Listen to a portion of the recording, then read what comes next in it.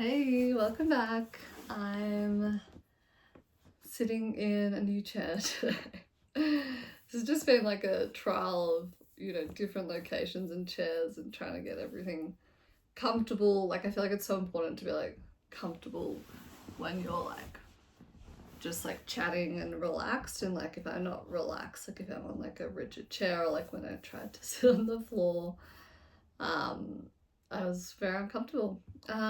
So that nice little lounge chair, which was very low, it was actually kind of hard to record in, is now downstairs, and it's like the perfect one to do a little like work, from a chair. Sometimes you don't want to be on your big desk.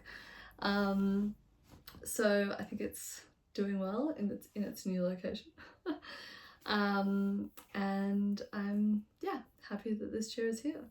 So what I wanted to talk about today is I guess it's very topical because I went to it's about botox and beauty standards, and the reason why I want to talk about it today was because I went to the dentist, and I honestly I have this very irrational fear about going to the dentist. I think I have a really small mouth, and my jaw doesn't open very wide, and so I find it really uncomfortable to open my mouth for them to do my back teeth, and they're always open wider, and I'm I physically can't.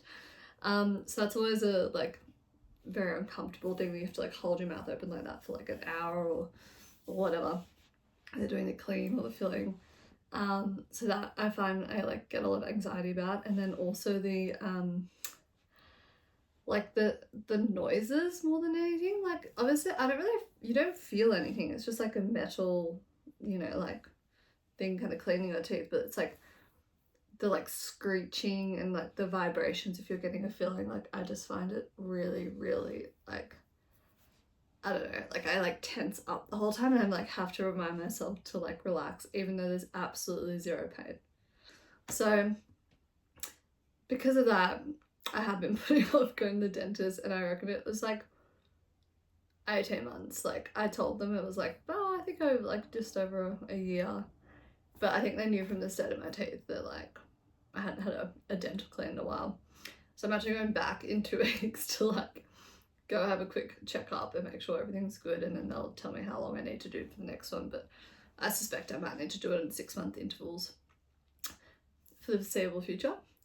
Anyway, but the reason what brought me to the dentist was I was having really bad pain in kind of my upper jaw, and I didn't know, I guess maybe I think it's now my jaw, and so which is TMJ pain, but I thought it was either my teeth or my ear. And I remember when it happened, I got this quite bad pain. It was really hard to open my jaw. It was probably a month ago now, and it was quite uncomfortable. I wasn't getting headaches, but it was really hard to move my mouth open.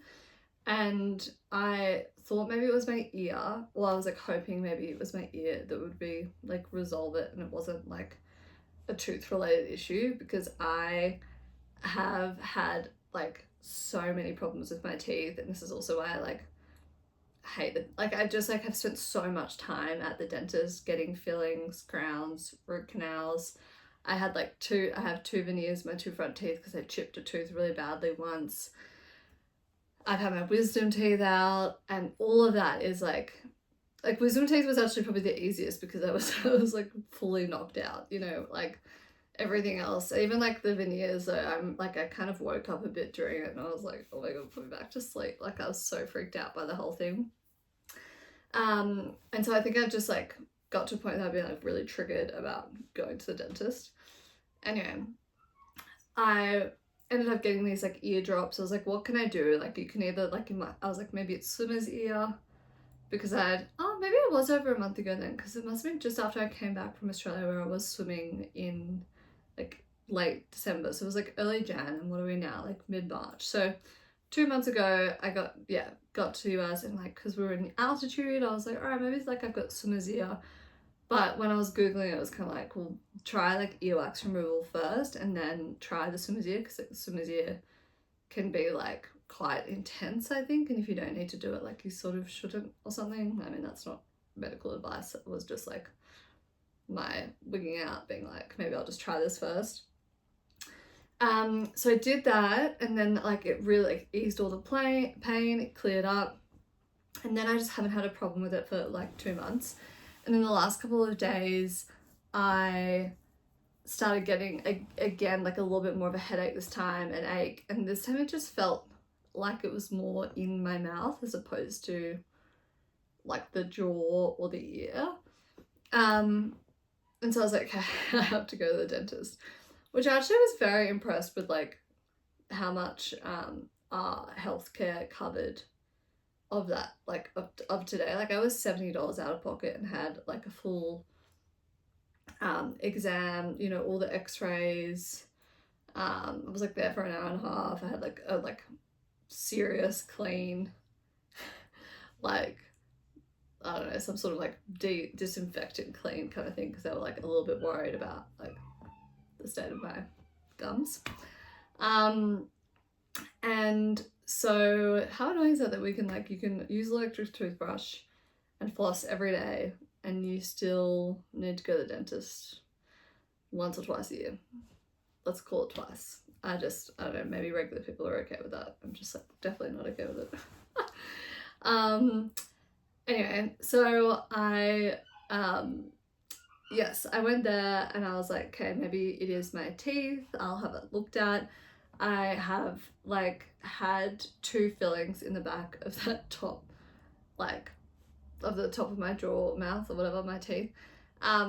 And they were like done really badly. And so like, this is also like very triggering. Like I was just like, had a really bad experience. Like she didn't like even them out. I had to get them redone. The guy was like very high risk of infection. You just got to monitor that for like, you know, for your nerve dying, and you like might need a root canal. So I also had a root canal on the other side when my tooth, like my nerve just died one day so randomly. The funny thing was I was like, well, not funny, but like I had been like on and off very sick for like 4 months before that, and I felt like I'd had a flu that I kind of couldn't get over, and I definitely wasn't well. But apart from that, I had like no kind of awareness of pain. Like it just came over me really suddenly, and I thought I was getting a migraine. I was like, what's going on? We went to like the emergency because we were like, I couldn't like, it was the most pain I've ever been in. Like I didn't know what to do. Like no Nurofen was working, you know, Panadol wasn't working. Yeah, anything I tried. Oh god, that was such an awful night. There was like the day before New Year's or something. Anyway, so then I went, the guy said, the doctor said aspirin apparently is the best for, I guess it might have been nerve pain or tooth pain. So I was having heaps of aspirin, like because you can mix, I think, them with Nurofen or something. So I was just heavy on drugs. But yeah, and I was away for the weekend, so I had to kind of like bear and grin. It was like the New Year's holiday weekend, so the dentist wasn't open. And then when it opened, I went straight there, and he was like, it's so infected, like, and like getting the root canal wasn't too bad because I was so numb, but it's still like uncomfortable to have your jaw, or have my jaw open for that long. Like moments like that, I'm like lying in the chair and I'm like, I wish I was Julia Roberts with her like huge mouth. Anyway, this is very long-winded intro to like why I wanted to talk about Botox and beauty science for today. But the reason being, obviously this is, well, first I'm trying to make this a little bit more of a daily thing, and I hope you'll hold me to account on that, even though my last 4 videos have like had 0 views. So whoever knows who will ever watch this. But I want to hold myself to account and, you know, do a daily like kind of more practice, because I feel like it's harder to like maintain a habit or whatever when it's like not every day. I feel like if it's daily, you're like, you just remember you got to do it. But when it's like not every day, I feel like sometimes I'm like, well, I could do it tomorrow, you know. So I'm trying to do that and be better at that. Anyway, so honestly, 10-minute mark, I've got to talk about what I wanted to talk about today, which was Botox to start. So the dentist basically said like my tooth was all fine. I was like obviously pleasantly surprised, but you know when sometimes like you rule out something and then you're like, but then I don't really still know what it is. But he said like based on like where I was having the pain and like the pain was coming after like trying to hold my jaw open to like demo things or like bite down. He said it's likely TMJ plan. And to be fair, I do clench my jaw a lot and I don't think it's necessarily just when I'm sleeping. Honestly, I'd like, I don't know, just trying to think this through now. I sort of thought, because I've always been a bit more of like a mouth breather when I'm sleeping, and I've tried to do the like mouth taping, but that was only like, I don't think that was after that pain first started, so maybe it's not the mouth tape, like it shouldn't be the mouth tape. If anything, maybe it, I don't know. Anyway, so I thought maybe it might be the mouth tape because I'm like, I wake up and I've got a little bit of that headache and pain. But honestly, I notice it like when I'm just like sitting working or something, so like throughout the day, I end up sitting with my mouth closed and like very clenched. And then like, you know, I noticed this a lot last year when I was really stressed as well with work, that like I'd like have to like try and like remember to open my jaw. And so I think that like there's a high chance that that is what it is, or I could have an ear infection. That I feel in my teeth, that doesn't make sense enough. I feel like it's definitely TMJ. So there's obviously a few different ways that you can treat that, and I don't even think TMJ is what, like Botox is what or must-to Botox, which I think treats TMJ, is what is like the default. It's sort of like the last resort apparently. So the, you know, like the options you have are kind of like, you have like a muscle relaxant for a few nights, so I stop. He just said just try and remind yourself to stop doing it, or if it gets bad in the mornings, like maybe it's the night guard, which I like really don't want to do. I know that like,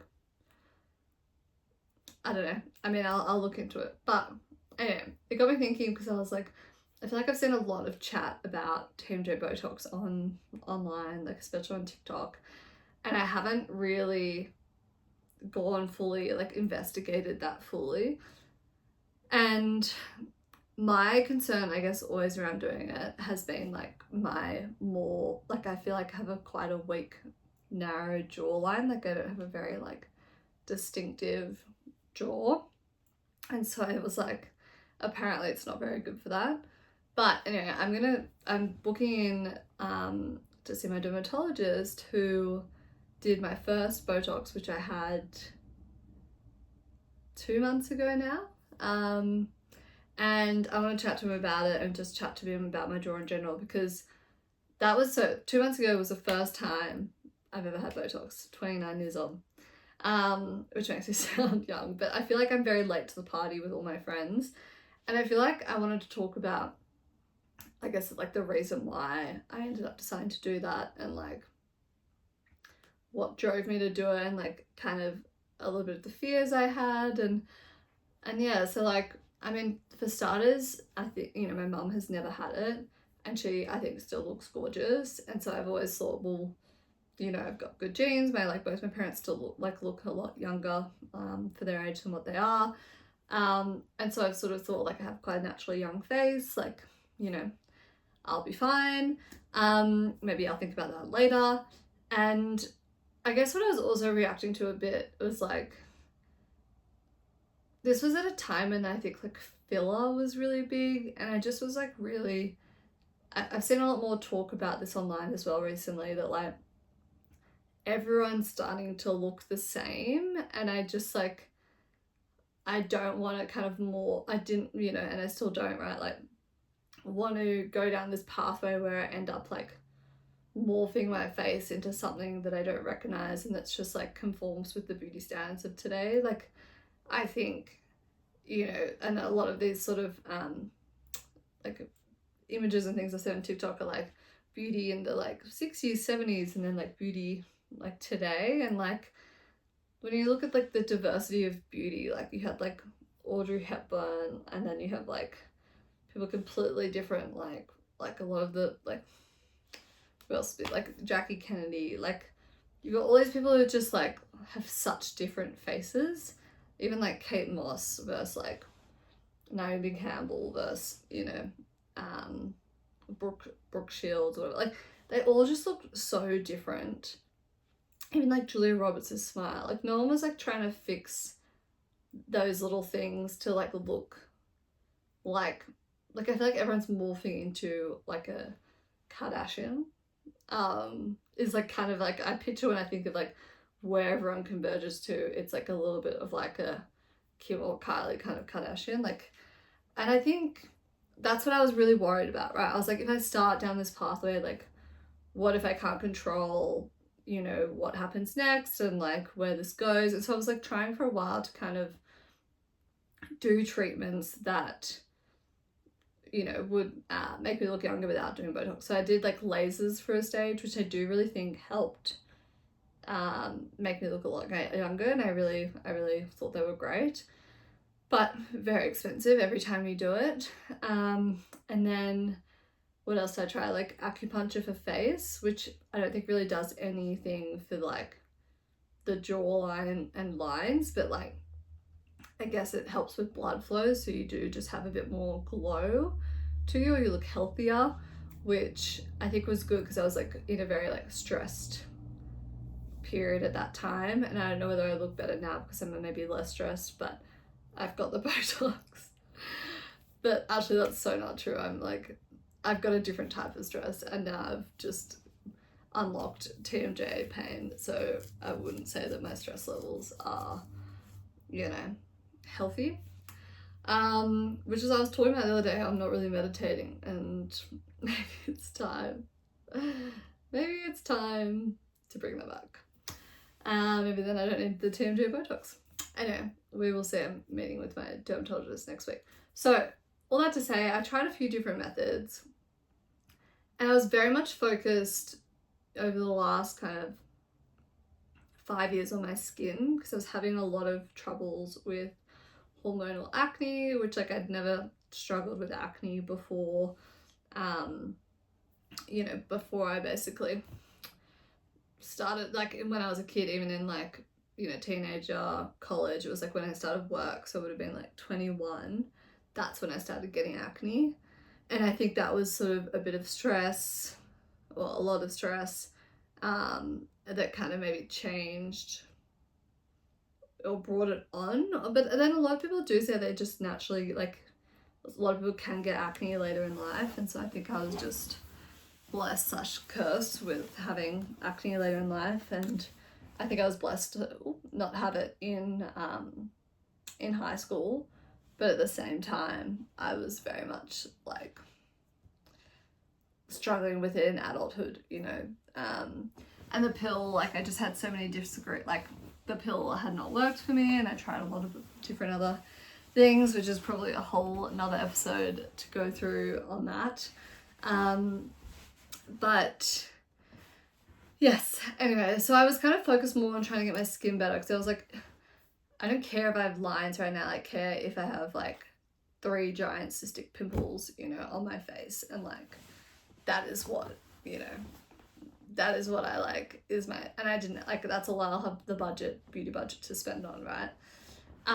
So then when I kind of sorted out my skin last year, which is like, I think I spoke about this the other day, or I can do another episode on like doing the like microdosing of Accutane and doing combined with spirulactone, has really worked and helped me, and it's meant that I've been able to like, there's a lot of money I was spending on like cleansers, nice moisturizers, all the different acids, you know, whatever, and the like month or 1 or 2 month like facials, and so that really like kind of helped me get to where I wanted to go on a much better budget. And then when I was because I've got the wedding coming up, I was like, maybe I should give this a go, because honestly, like, I want to look my absolute best on that day.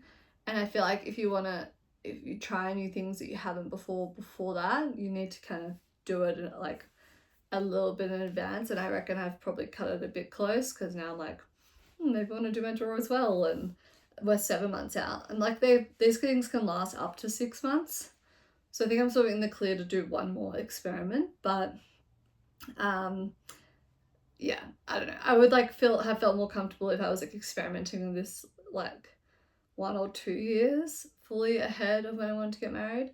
So if you are like engaged, or you think you might get engaged soon, and you haven't started your Botox journey and you think you might want to dabble in it, I think it's probably a good time to give it a go. And when I say that, like, you know, you'll be fine with like either way, because it wears off, right? Is basically my logic about it now. Obviously there are horror stories out there. And so I was, yeah, just getting like in my last dermatologist session, and I was like, oh, like, I heard you guys do Botox as well. Like, do you reckon you have time to do it? And he was like, yeah, sure. And then we spoke about it, and I was like, look, I'm a bit nervous because like I don't know what to expect. Like, I don't want to look frozen. And like, you know, you can still see some of it. So his forehead was moving, and I was kind of like, but I just want to give it a go, because, you know, I've got the wedding, and I'm like, I'm going to be smiling so much. And I know that like the thing that actually I really wanted to do as well was like my gummy smile, like my upper lip.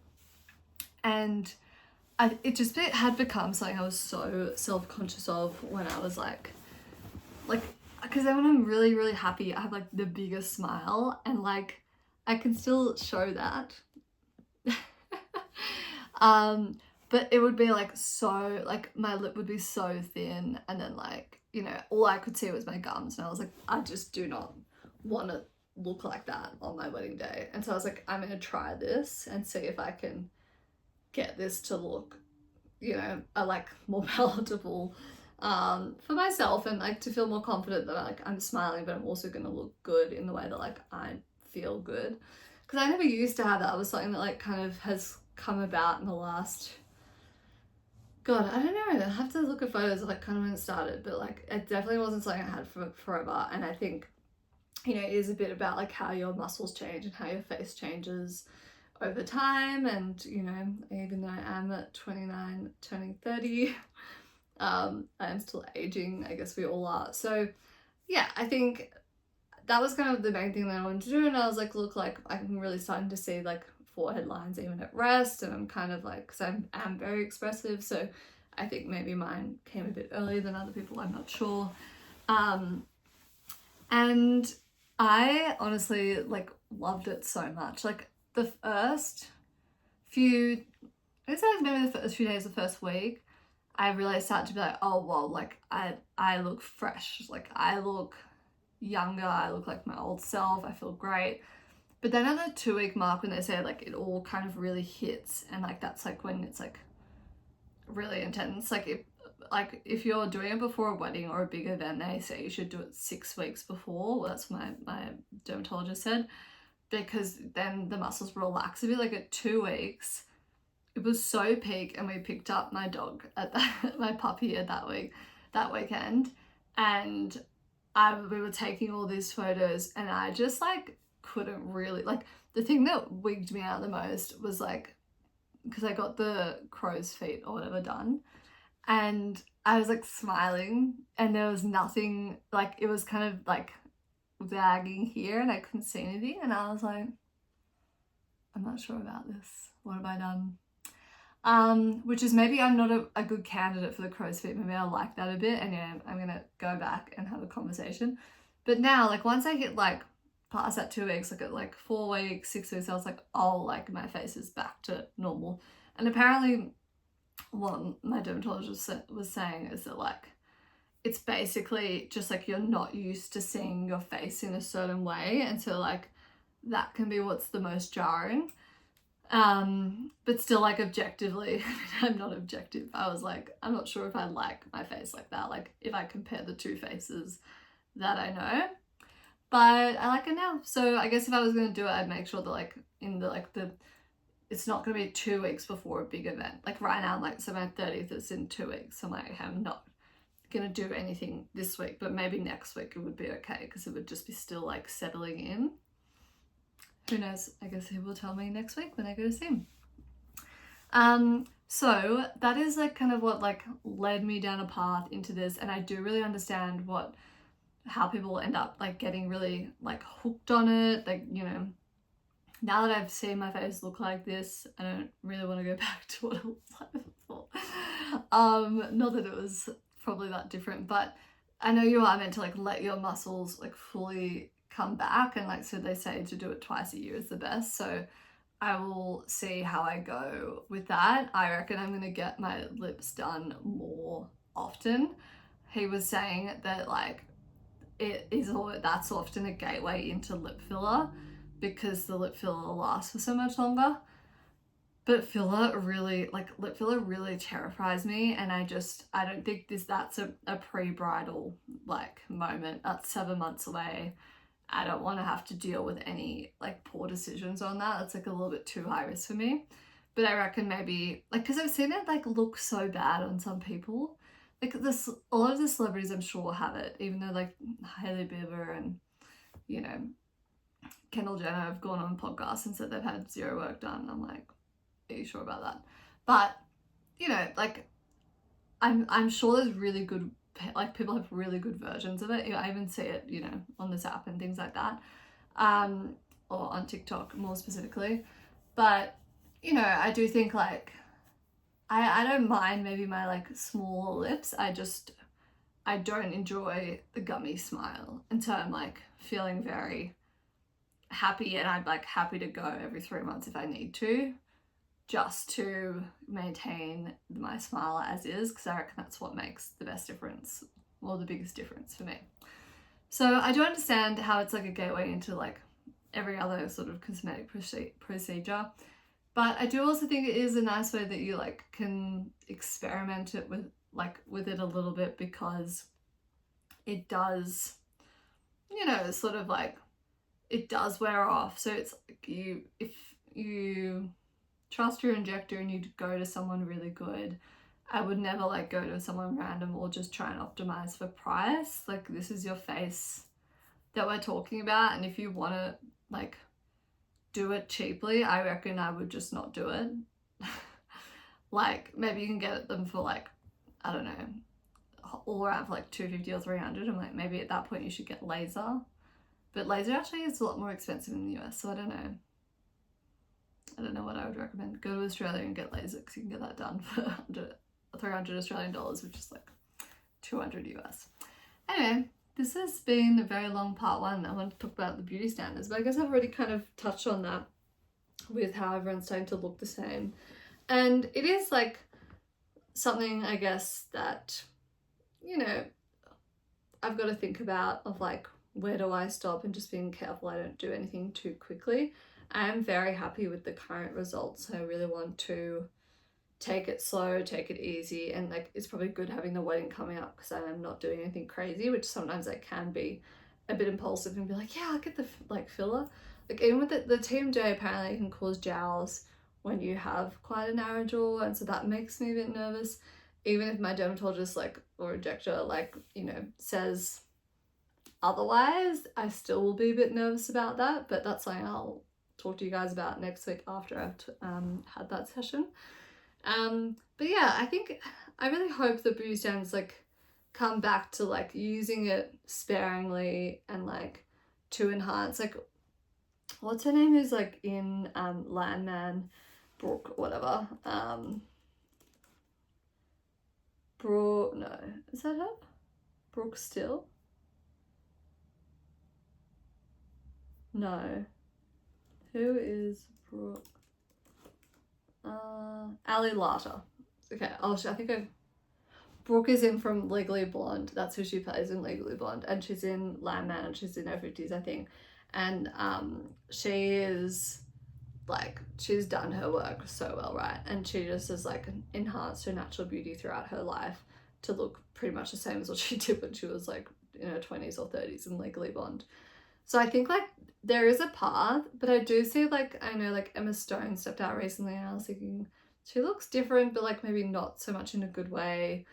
And then like all the men, like this is maybe a whole other episode, but like Bradley Cooper, Brad Pitt, like even, they just like look like they've done a facelift and it's not good. And I don't know whether it's like just because like they look a little bit like what everyone looks like when they have a facelift, but we've kind of warped our perceptions of like beauty standards to be like, oh, it's like acceptable for a woman to look like that. But like right now, I just don't, and I don't think it should be acceptable, you know, for actually, should I say? What I wanted to say more was that like it is pretty bad that like, you know, when men don't have like, they can just age gracefully, right? Like the number of wrinkles they have is like kind of celebrated, and I reckon like George Clooney has aged really gracefully. Like what's like Jack Nicholson, who's like in Nicholson, yeah. I reckon he aged very gracefully. Like what's really like he looks his age, but like that's acceptable. But I think, you know, I guess that shows like my judging and like where I'm at, like where what I perceive as normal is like looking at Brad Pitt's face and like, you don't look great. You would have like, I would have rather seen you like age a bit more like Jack Nicholson. But then there's like Sean Penn who looks kind of terrifying.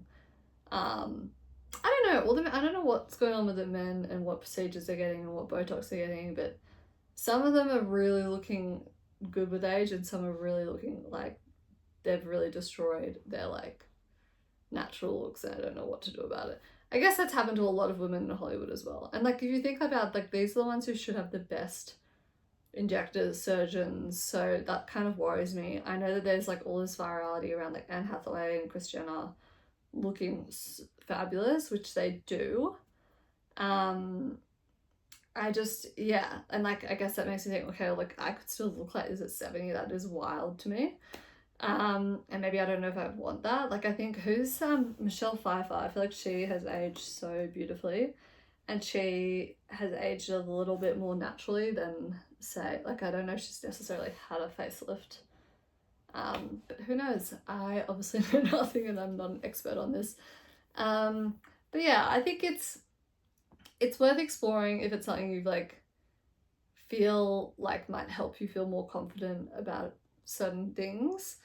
But yeah, I think as well, like you don't have to like rebel against like what everyone else is doing because you want to like be different. And I think for a while it's just like, I don't want to be like everyone else. Like I just want to age like my mum did, but like we live in a different time, a different generation.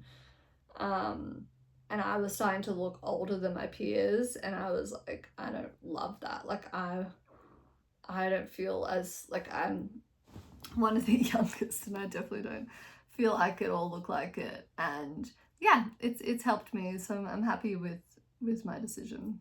But yeah, that was it for today. I've gone a little bit over my half an hour mark, and I'll see you tomorrow.